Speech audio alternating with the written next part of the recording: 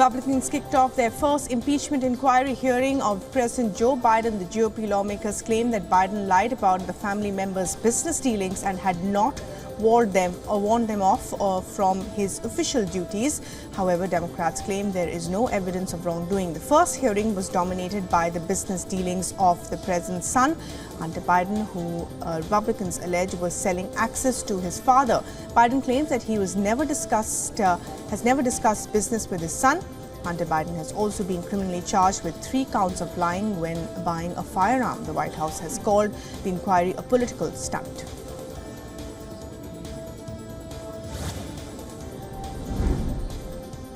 US President Joe Biden has warned that the United States faces a threat to its democracy by extremist supporters. During his speech in Arizona, Biden urged Americans of all political backgrounds to recommit their support to the Constitution and democratic institutions. The Biden administration has repeatedly voiced their concern about a potential danger posed by Trump that has been amplified by the attack on the US Capitol on January 6, 2021.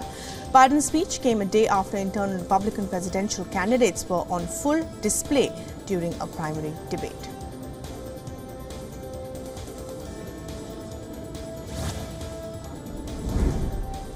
Amid the ongoing feud between India and Canada, the Indian External Affairs Minister S. Shankar met US Secretary of State Antony Blinkin in Washington.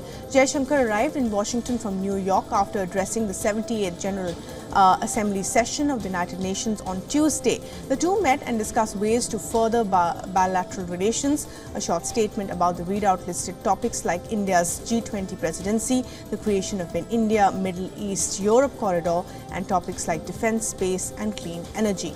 The meeting came just hours after the Canadian Prime Minister Justin Trudeau said that he was sure Blinkin would raise the murder of a Khalistani separatist leader with his Indian counterpart when the two met.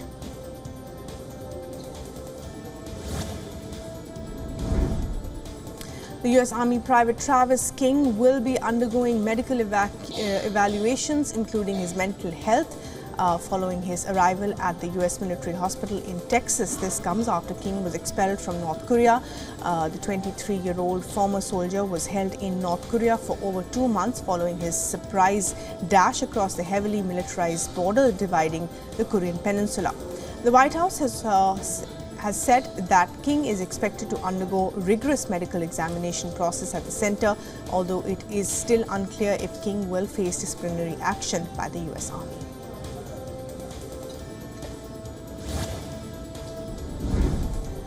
Billionaire Elon Musk waded into the U.S. immigration debate after paying a visit to the Texas border with Mexico to meet the local politicians and law enforcement officials.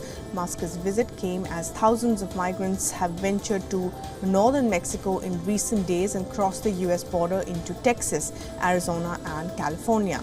This has led to an upswing in arrivals of people seeking asylum in the United States. Musk visited Eagle Pass, where throngs of migrants have for several days been wading across the Rio Grande near a railroad bridge.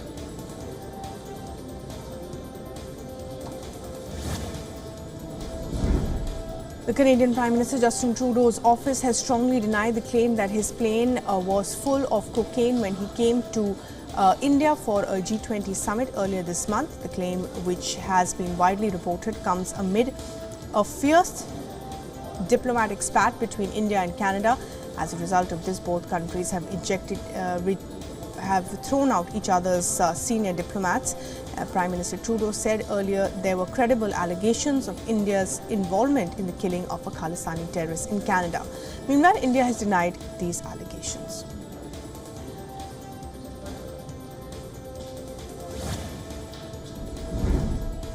Russian President Vladimir Putin has met one of the most senior former commanders of the Wagner Group. The meeting underscored the Kremlin's attempt to show that the state has now gained control over the mercenary group after a failed June mutiny by erstwhile Wagner chief Prigozhin, who was killed in a plane crash in August. The Kremlin said that Putin met the deputy defense minister as well.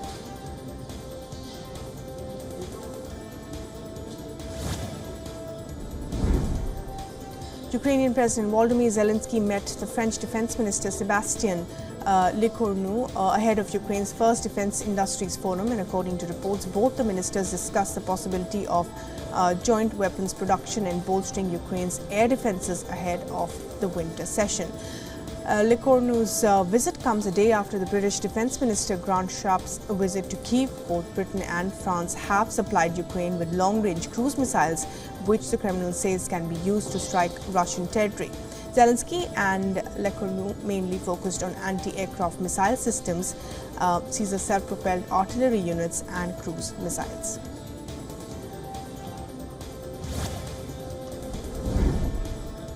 Slovakia's three-time Prime Minister Robert Fico has a chance to return to power in a closely fought early election on September 30th.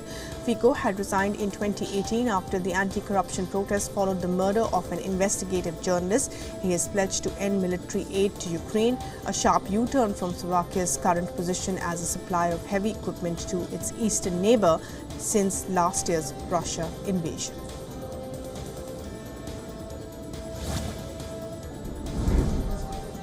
At least 52 people have been killed in a blast near a mosque in Matsung district in Pakistan's Balochistan province, with more than 130 people reportedly injured.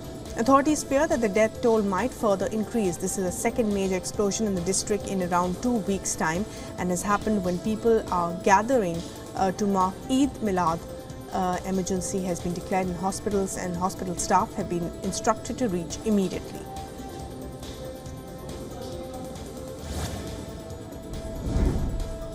Japanese people took to the streets in Tokyo yesterday protesting the government's constant pursuit of military expansion in disregard of the current severe inflation and increasing pressure on people's livelihoods.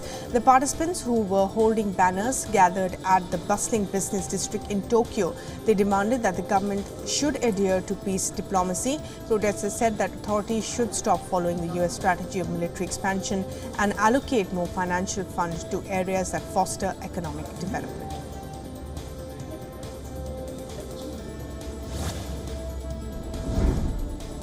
A student gunman killed 3 people in the Dutch city of Rotterdam.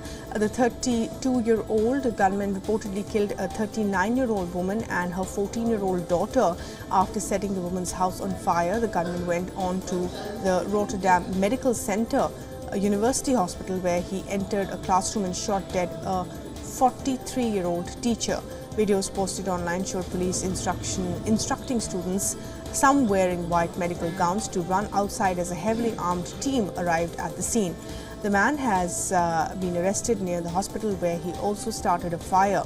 The motive behind this brutal action is still unknown.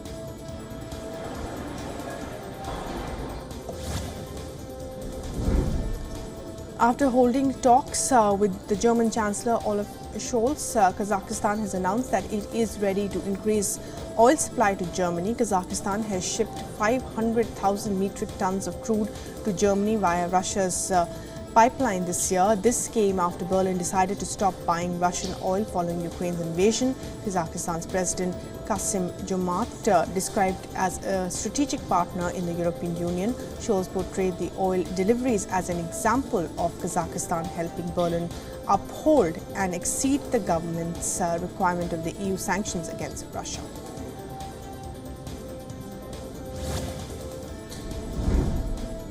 Sweden's Prime Minister has summoned the head of the armed forces and the police commissioner in a bid to stem gang violence. This comes after the nation was rocked by a wave of brutal violence that has taken at least 11 lives in September alone. 2 people were killed in separate shootings in Stockholm on Wednesday, while a woman thought to be an innocent bystander was killed when a bomb tore up a house. The Prime Minister has said that he summoned the National Police Commissioner and the Supreme Commander of the Armed Forces to evaluate the options. The 11 shooting deaths this month mark September as the deadliest month in Sweden since December 2019.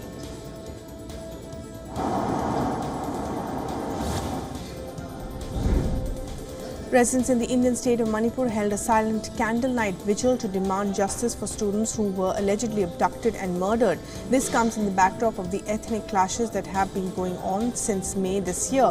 Ethnic violence has plunged the northeastern state into what many security experts describe as an intense civil war fought over land, jobs and political clout between its two largest local groups. India has imposed a curfew in the capital and some areas of Manipur after scores of students were injured in violence following the protests against the killings. Since the violence erupted in early May, more than 180 people have been killed and over 50,000 have fled their homes in Manipur.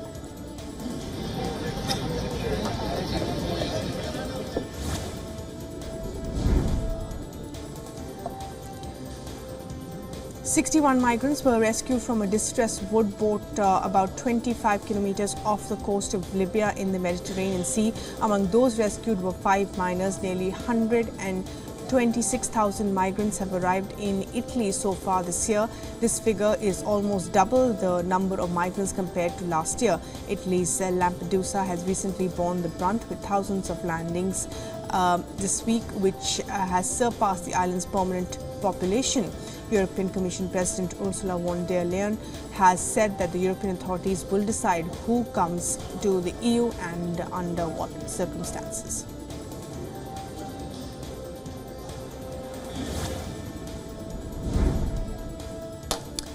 Lebanese Armenians gathered near the embassy in Azerbaijan on Thursday to protest against the military operation in Nagorno-Karabakh. Protesters, many holding banners and flags of Nagorno-Karabakh, briefly clashed with the security forces, preventing them to get closer to the embassy. The Lebanese riot police lobbed tear gas canisters at the protesters after they hurled firecrackers towards the embassy building.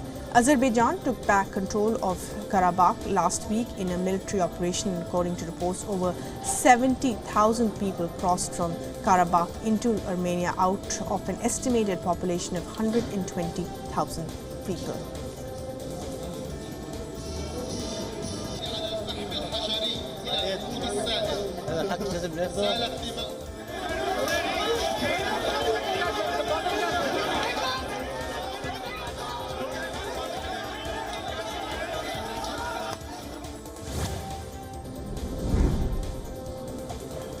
The Ukrainian President Volodymyr Zelensky and the Russian dissident Alexei Navalny are among favorites for this year's Nobel Peace Prize. Meanwhile, experts say campaigners for women, indigenous people or the environment could well steal the stage.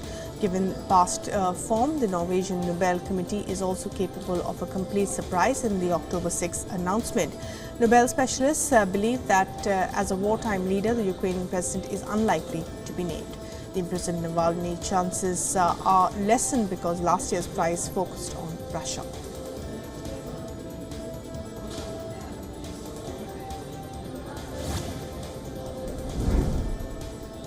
Torrential rain has battered central Greece, flooding streets and homes in the port city of Volos and the island of Evia. This comes just 3 weeks after devastating storm Daniel killed 16 people in the country. More than 250 people have been evacuated from the island of Evia ever since the storm struck Wednesday afternoon. The fire brigade has said that it has received over 1,200 distress calls. On the other hand, the storm hit Volos with rain so heavy that water levels in the city and its suburbs rose rapidly in the few hours. Residents have expressed that they were not adequately prepared for another storm.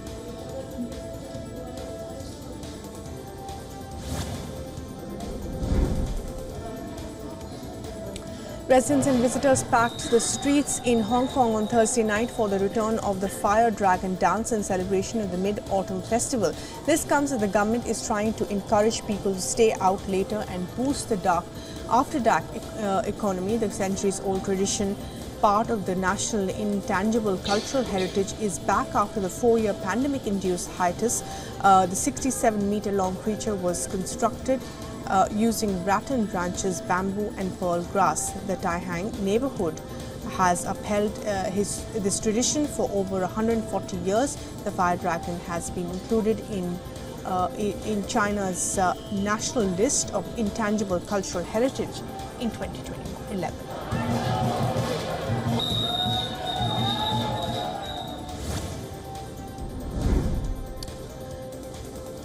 Two eagles took flight for the first time as adults after being rescued in Bolivia 5 years ago. The eagles named Luna and Rock were rescued when they were still eaglets from an almost deforested area in Santa Cruz. Since then, they have been cared by the Wild Animal Custody Center as part of the pilot program to rehabilitate eagles.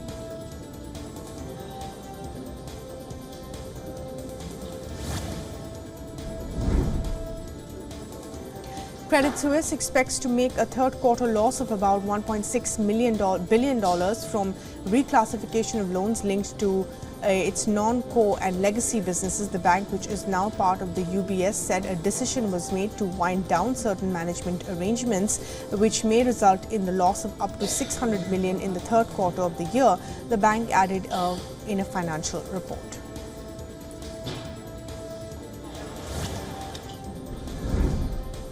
Accenture, a US-based IT services company, reported financial result for the fourth quarter and full fiscal year ending August 31st, 2023. The tech giant reported its revenue numbers within its targeted range, but fell short of estimates. The company forecasted revenue below Wall Street targets, signaling that high inflation and interest rates pressures will hurt demand through next year.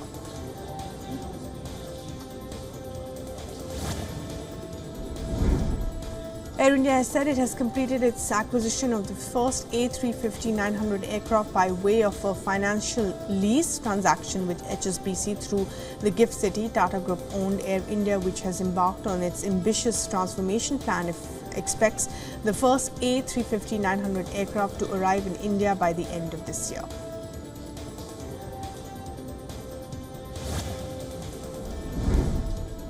Spanish police raided the offices of the referees committee as part of an investigation into Barcelona's alleged corrupt payments to officials. Barcelona faced charges of corruption over payments made to Jose Maria Enriquez, a former vice president of the committee, in return for favorable refereeing decisions. UEFA is also investigating the matter.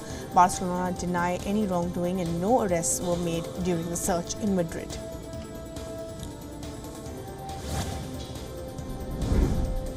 Liverpool owners Fenway Sport Group have agreed to sell a minority stake in the club worth between $100 million and $200 million to global sports investment firm Dynasty Equity. The deal ends the search for new investment by FSG, who wanted to retain majority ownership of the Reds. The new investment will primarily be used to pay off the club's bank debt.